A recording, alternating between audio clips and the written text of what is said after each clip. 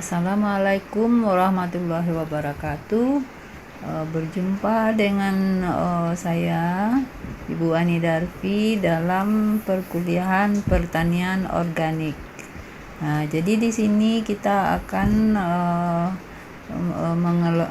perkuliahan kita dengan judul mengelola tanaman pada pertanian organik secara multiple cropping dan rotasi tanaman. Tujuan TIK-nya adalah mengetahui pengaturan tanaman pada pertanian organik, menjelaskan rotasi tanaman dalam 1 tahun, dan menjelaskan pengelolaan tumpang sari.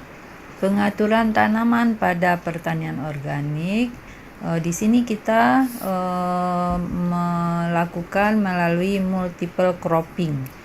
Multiple cropping artinya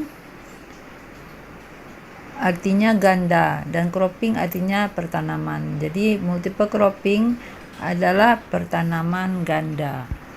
Multiple cropping ini adalah tumpang gilir atau pengusahaan berbagai jenis tanaman pada sebidang lahan yang sama dalam jangka waktu 1 tahun. Dalam multiple cropping merupakan sistem budidaya tanaman yang dapat meningkatkan produksi lahan.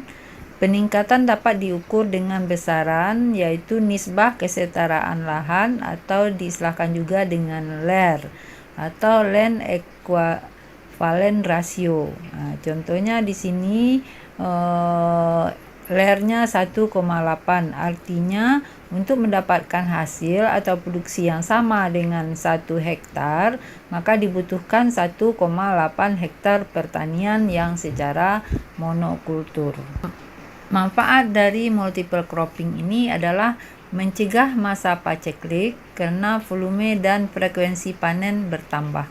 Kemudian yang kedua, mengurangi pengangguran musiman. Jadi orang akan bekerja ada setiap waktu. Kemudian yang ketiga, memperbaiki taraf hidup petani. Kemudian dapat menekan biaya produksi dan mempertahankan produktivitas tanah yang cukup tinggi. Kemudian mengendalikan hama dan penyakit.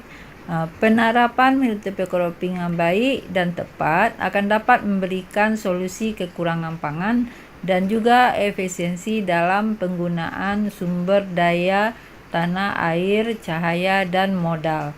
Kemudian pengendalian erosi dengan menutupnya tanah karena permukaan tanah dapat tertutup sepanjang tahun.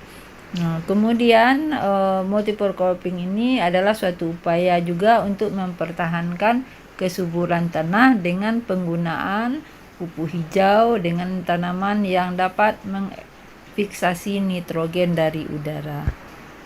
Jenis-jenis dari tumpang sari atau multiple cropping ini adalah: pertama, tanaman sisipan, tanaman sela, tanaman beruntun, tanaman tumpang sari, tanaman kepras atau ratun, tanaman campuran atau mix intercropping, dan sistem surja.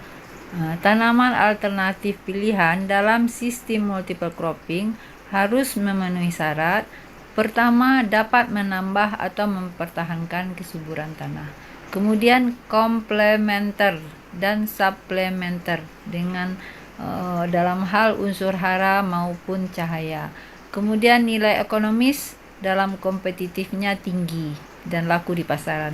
Kemudian dapat menggunakan tenaga kerja yang efisien dan diharapkan jenis tanaman yang tidak merugikan tanaman baik dari aspek morfologi maupun fisiologi. Prinsip-prinsip dasar dalam menyusun pola tanam adalah penggantian penanaman jenis tanaman yang mempunyai daya kemampuan berbeda dalam pengambilan hara tanaman. Misalnya yang satu berakar tunggang, yang satu berakar serabut. Kemudian yang kedua, menyusun urutan tanaman sehingga tanaman yang ditanam lebih dahulu tidak berakibat buruk terhadap tanaman berikutnya. Kemudian yang ketiga, penggantian jenis tanaman yang peka terhadap hama dan penyakit dengan jenis tanaman yang tahan terhadap hama dan penyakit. Kemudian yang keempat, penggantian jenis tanaman yang memiskinkan tanah dengan jenis tanaman yang dapat memperbaiki kesuburan tanah. Kemudian yang kelima, penggantian jenis tanaman yang berbeda puncak kebutuhan tenaga kerja, air, dan sebagainya.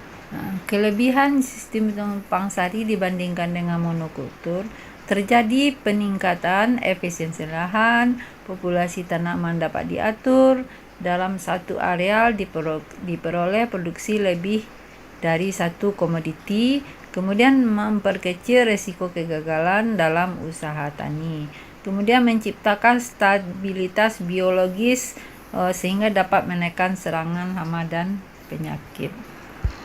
Dalam menata multiple cropping, maka bisa kita golongkan tanaman berdasarkan sifat tanaman yang ditanam.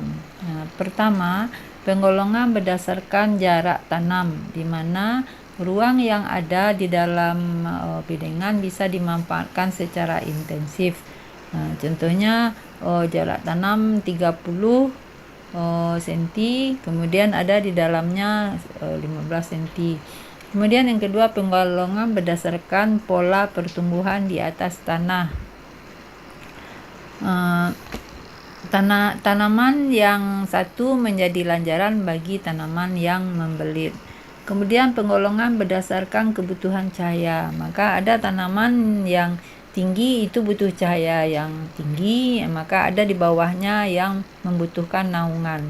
Misalnya contohnya selada dengan jagung, kemudian timun dengan seledri.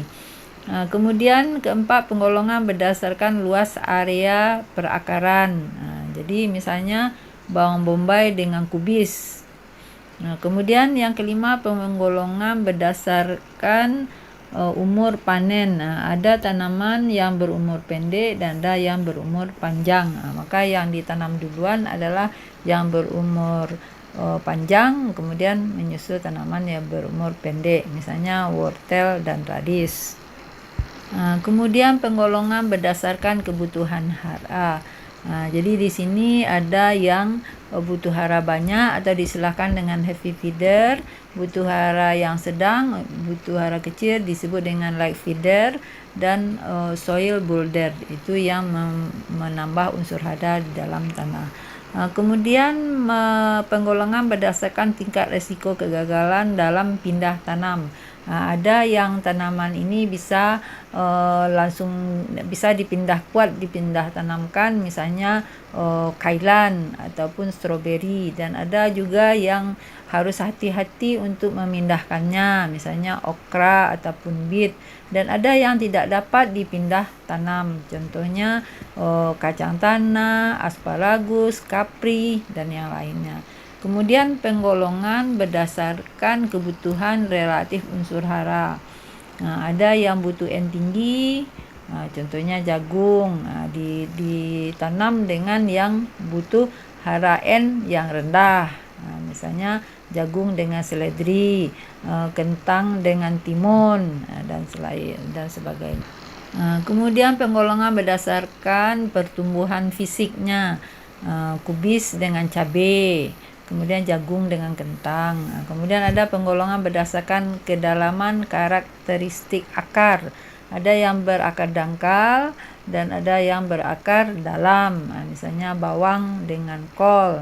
Bawang itu dangkal perakarannya, sedang kol lebih dalam. Pertanaman lebih dari satu jenis tanaman ini, maka kita lakukan dengan tujuan saling menguntungkan.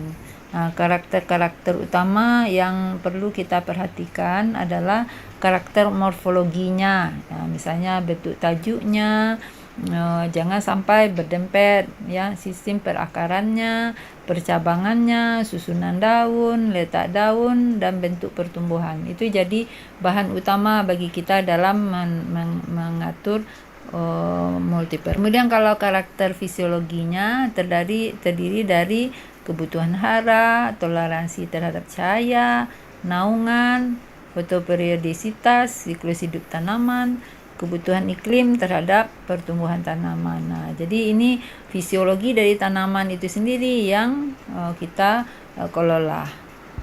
Kalau untuk rotasi atau pergiliran tanaman, ada dibedakan, ada lama waktu yang digunakan, ada yang dinamakan dengan pola panjang. Ini kita mengaturnya, misalnya legum, kemudian kita tanam leaf crop, tanaman keduanya, kemudian fruit crop, tanaman buah, kemudian yang root crop. Sementara kalau pola sedang, maka kita tanam legum itu sebagai soil builder, kemudian heavy feeder misalnya jagung, dan light feeder itu adalah tanaman yang membutuhkan hara yang sedikit. Contohnya di sini adalah jenis umbi-umbian. Nah, kemudian pola pendek, ini legum dengan non legum. Nah, kalau berdasarkan manfaat tanaman, ada yang membangun kembali tanah yang terkena kimia sintesis. Ini misalnya kita lakukan bera, kemudian kita tanam pupuk hijau selama 6 bulan, baru sayur ataupun legum selama 3 bulan. Kombinasi sayuran dan legum inilah yang perlu kita lakukan untuk mengatur membangun kembali tanah yang tercemar. Nah, kemudian yang kedua, membangun kembali kesuburan tanah. Maka lahan tidur ditanami dengan legum, kemudian kombinasi sayuran, dilanjutkan dengan pola panjang ataupun pola. Keunggulan dari pergiliran tanaman ini adalah untuk memutus siklus hidup OPT. Dengan pergiliran tanaman, persediaan makanan terputus. Kemudian yang kedua, mendorong keseimbangan hara dalam tanah sehingga menghindari akumulasi hara, ya. Kemudian mencegah dominasi OPT tertentu yang akan menghabiskan produksi pada lahan tersebut. Kemudian mengurangi resiko gagal panen. Itu yang perlu kita lihat, bahwa keunggulan dari pergiliran tanam ini akan dihasilkan seperti yang di sini. Demikianlah perkuliahan kita tentang